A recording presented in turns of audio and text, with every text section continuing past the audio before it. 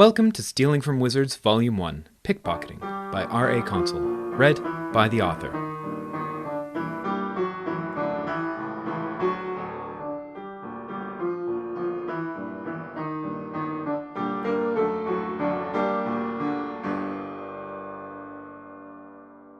Chapter 18, An Empty Library. On the 1st of January, the other children returned, and the grounds of Avalon were once more abuzz with the noise of students. Kuro and Charlie met Arthur and Marie down at the docks, having all but forgotten their artificial enmity over the break. Charlie took one look at Marie and exclaimed, "Your hair looks amazing!" Marie's thick black hair had been woven into dozens of rope-like braids that coiled around her head and tumbled down her back. "Oh my gosh, so does yours," Marie replied immediately. Charlie's straw-like blonde hair was standing on end in a violet-tipped mohawk. She had been using Arthur's magic brush every day, and it never failed to produce something noteworthy. Their enthusiasm was interrupted by insipid tittering from nearby. They turned to find Evelyn standing directly behind them.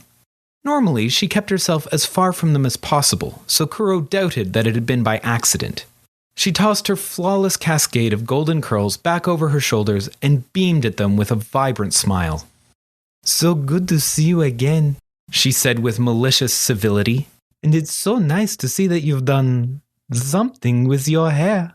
Charlie almost thanked her, mistaking it for a genuine compliment, but Evelyn continued before she had a chance. "It's so heartening to see people like you aspire to something more than what you are." She and her entourage erupted with laughter. Marie was barely fazed. She responded with a rude gesture and turned her back on them. Charlie was more deeply wounded and sulked, slouching deeply and tripping over her feet. Kuro, hoping to lighten the mood, asked Arthur about his holiday. "It was great," he said without a hint of emotion. "It's nice to see my family again. Did you like your present? Was it useful?" Kuro admitted that the mustache wax was indeed useful.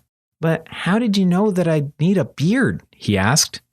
"My dad told me about the feast," said Arthur as though it were obvious.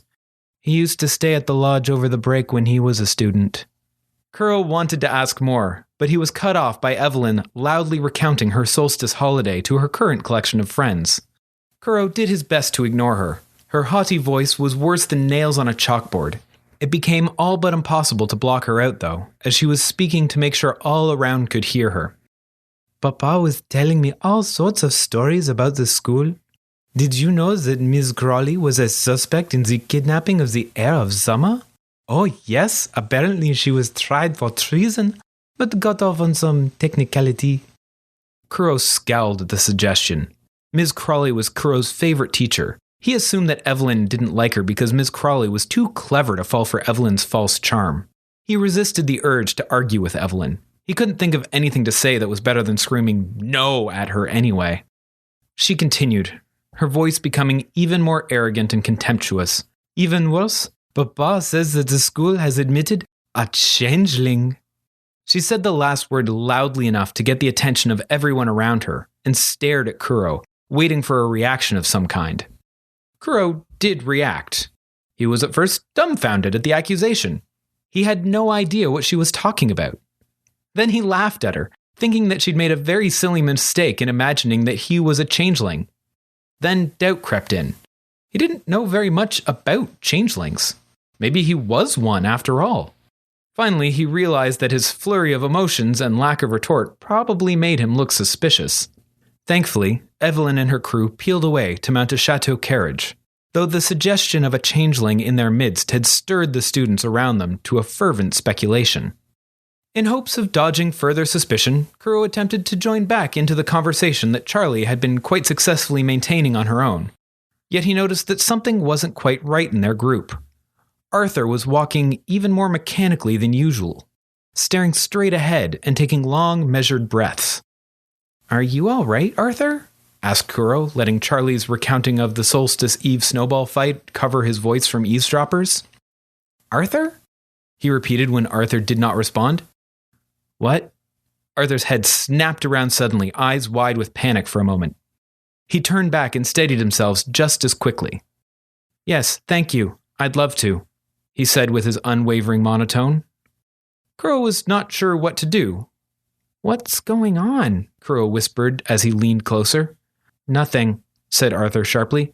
I mean, I'll tell you later, after dinner.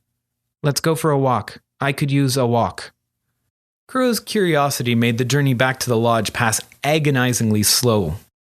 Dinner dragged on intolerably, and even the corn and cashew stuffed ham seemed flavorless in anticipation. After dinner, Arthur led them to the school to explain himself, but he was thwarted by the locked doors. I did not think of that, he said as he stared helplessly at the heavy wooden doors. Kuro's time with Flint in detention had taught him many things about the school, not the least of which was that it was anything but secure. He left his friends at the front door and climbed. The door on the roof was never locked. He went inside, darted through the empty hallways, and moments later was bowing his friends into the darkened building. Arthur led them to the library and searched out a book. He knew exactly where to find it, walking straight to a specific shelf and grabbing a huge leather-bound book with a large rose on the cover. The Continuing History of the Summer Court. He flipped quickly to a specific page near the back of the book and passed it to Charlie, pointing out a specific paragraph. Could you read this, please? Charlie took the book with glee and began to read in her best storyteller voice. The confirmation of the summer heir was to be held on the day of the first summer equinox after their birth. As the sole survivor of the royal family after the coup d'etat, the heir would have held the throne of Tirnanog from that day forward. The event drew representatives from many noble houses, including some from across the ocean. During the confirmation, though, the infant was revealed to be an impostor. Shortly before the child was to be presented to the assembled nobility under the noon sun of the equinox, a young guardsman, Sergeant Talon Dubois, interrupted the ceremony. He had been tracking the exiled and shamed former Marquis of the Golden Valley, Claudius Roche. His scent was found in the summer palace, and the guardsman tracked it to the heir's crib. Out of fear of Sergeant Dubois' wolf-shaped familiar, the baby in the crib grew claws and fangs to fend off the beast, revealing itself as a changeling. The search for the true summer heir continues. Many associates of Claudius Roche have been captured and questioned, but no more information on where Roche or the heir are has come to light. That's me, said Arthur as he took the book from Charlie. You're the heir to the Sun Throne? Charlie exclaimed as she grabbed and shook Arthur with delight. No, he replied. I'm the changeling. That's why I brought you up here. It's what Evelyn said. I think she knows, so soon the whole school will too. I'm sorry I didn't tell you sooner, but, well, my dad thought it would be good if I could keep it a secret. Arthur fell silent. He tensed as though preparing for a blow. That is so cool! Charlie exclaimed as she grabbed Arthur by each shoulder and beamed at him. That makes sense, said Kuro, nodding along. He understood not wanting to stand out. But don't worry about it. I'm pretty sure Evelyn thinks I'm the changeling. Arthur shook his head. That doesn't make any sense. You look too weird. Changelings try to look like normal people. Kuro tried not to be insulted. Arthur wasn't wrong. He wouldn't have been anyone's first choice as a disguise if they were looking to blend in. Marie sighed audibly. She had been waiting quietly in hopes that someone would explain what was going on, but as that hadn't happened, she asked, What's a changeling? It means he's a shapeshifter, explained Charlie, not waiting for Arthur. He can transform into anyone. Can you do it? Arthur was looking more stiff and tense than usual. Yes, he said hesitantly, but I'm not good at it. It's hard. Most changelings don't ever change. They just copy somebody in the Blandlands and stay that way forever. They can't change shape out in the Blandlands. So you're a wizard and a changeling! Charlie stared at him as though he were an exotic animal at a zoo. They're supposed to be really rare, isn't it? Yeah, he replied.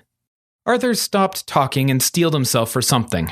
He lifted his eyes to face his friends, and then did something that none of them expected. Something they didn't even imagine him capable of. Arthur relaxed. The tenseness in his posture and brow faded. His stiff expression and intense eyes softened, and the features on his face began to change. His nose broadened and flattened, a little like Marie's. His eyes became larger and brighter like Charlie's. His hair fell out of its perfect part and became longer, thicker, and brown like Kuro's. His features continued to shift between conflicting facsimiles of theirs. He smiled weakly at his friends. "I've been trying to look normal all year," Arthur explained. "It takes a lot of concentration. If I get too excited or anything, I start changing shape kind of uncontrollably. It's really embarrassing." Kuro was trying to process it all. It was hard to imagine Arthur being anything but entirely ordinary. The boy staring at him now seemed the opposite of everything Kuro had known him to be. He was slouching and disordered, and his face was full of feeling. Kuro felt a pang of betrayal that Arthur had kept this a secret from them, that he had pretended to be someone he wasn't. On the other hand, Kuro knew that it would be wrong to hold that against anyone, especially Arthur, who had stood by Kuro when he had been exposed as a thief. He had been a good friend, and Kuro wasn't about to turn on him now. Charlie was able to put her feelings into words before Kuro. "There are so many questions! I don't know where to start. What happened to the heir to summer? Can you turn into a dragon? Who are your parents? What does it feel like when you change shape? Do foods taste different if you use a different tongue? Is it something you can teach us to do, or do you have to be born with it? Have you ever used your powers to infiltrate an international spy ring and save the world from the machinations of a despotic dictator?" The questions poured out faster than Arthur could even comprehend, let alone answer. He just stared at Charlie, wide-eyed and open-mouthed, his features shifting to match hers as he blinked uncomprehendingly. And then he laughed. He exploded with joyful, unrestrained laughter and doubled over. It looked like a laugh that had been building up all year and had finally been allowed to escape. His hair tumbled through the colors of the rainbow, his face turned wolf-like, then cat-like. He grew a plume of feathers that smoothed into scales, then back to flesh. Marie backed away, putting a chair between her and Arthur. Charlie clapped delightedly. Kuro just joined in laughing. It was a good laugh, longer than any Kuro could remember. By the end, his belly hurt, and he and Arthur were leaning against each other for support. Marie, though, was not laughing. She was standing as stiffly as Arthur ever did and was biting her lip anxiously.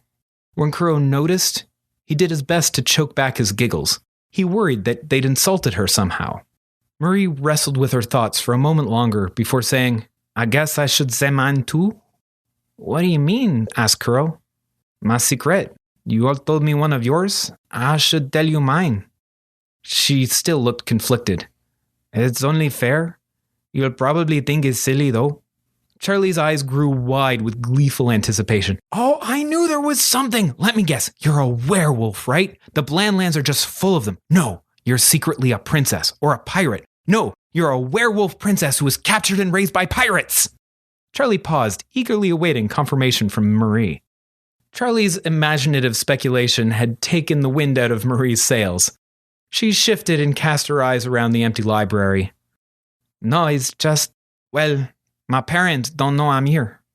"Haven't they noticed you missing?" asked Kuro. Marie shook her head. "No, they think I got a scholarship to a fancy Blandland school. They'd never let me come here if they knew.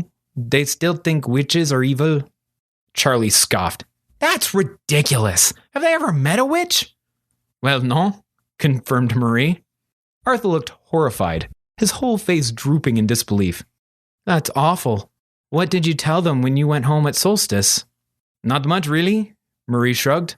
"I wouldn't have been able to tell them anything even if I was allowed to keep my memories." Kuro almost missed that last bit. She had said it so casually. "Wait, what?" he interrupted. "Don't you guys know?" Marie asked in surprise. "It's the same for all the Blandlanders. Mr. Flint keeps our memories out of the school when we go home, so we don't go blabbing about magic schools and getting ourselves put in mental hospitals. He puts them in seashells. All I could remember were easy things about some people and the grounds. Nothing about classes or magic at all. The weirdest thing is I didn't notice not remembering. It just felt normal to me at the time." Kuro was appalled. Not only because he knew that messing with people's memories was dangerous, but it was also supposed to be illegal. Phineas was a powerful neuromancer, which was one of the many reasons the guard was chasing him. Kuro shook his head. He'd been starting to trust the school and had even sort of gotten along with Mr. Flint. But this tore all of that down. They were just like Phineas after all. "Well, we should probably go back," said Arthur, carefully reassembling himself into his familiar, neat and stoic self. We wouldn't want to look too suspicious. The others agreed, but just as he was reshelving the book, Charlie stopped him with another question. Her eyes narrowed, and she leaned in towards Arthur. He literally shrank beneath her scrutinizing gaze. If you're not the heir to Summer, who is your dad that you keep talking about? It's not the king, is it? Arthur corrected her quickly. I told you, I'm not the heir at all. I was an imposter. After I was discovered as a fake, they were just going to throw me in an orphanage, but somebody adopted me instead. They raised me like I was part of their family, like a human kid. Who did? Pried Charlie. Like someone in the court? Why aren't you at Summerhill then? Arthur's hair turned a murky blue and tumbled down over his face. He sighed deeply and conceded. Promise you won't get weird? He pleaded. Charlie looked like she was about to say something foolish, so Kuro interrupted. Of course we won't get weird. You're our friend, right? Marie nodded. I can't imagine you telling me anything that would seem weird anymore. Charlie agreed as well in her own way. I promise not to get weirder than I already am. Arthur retrieved the book and opened the cover to a large color illustration on the page following the ones they'd read. He pointed to the proud man depicted in it, standing heroically in front of the summer palace, a large wolf at his side and a clawed baby in his arms. No way, said Charlie with deep admiration. Who's that then? Queried Marie, completely missing the importance of it. Kuro remained silent. He was so mortified that he was unable to form words. It was Talon Dubois. Thank you for listening to Stealing from Wizards. If you liked our show, please consider rating or reviewing on iTunes. If you want to support this podcast or just can't wait for the next chapter, the full book is available on Amazon, Kobo, and Indigo. Our theme music was written by Camille Saint-Saëns, transcribed by Franz Liszt, performed by Rebecca Verdun, and used with permission. This episode was produced by Jim Tigwell.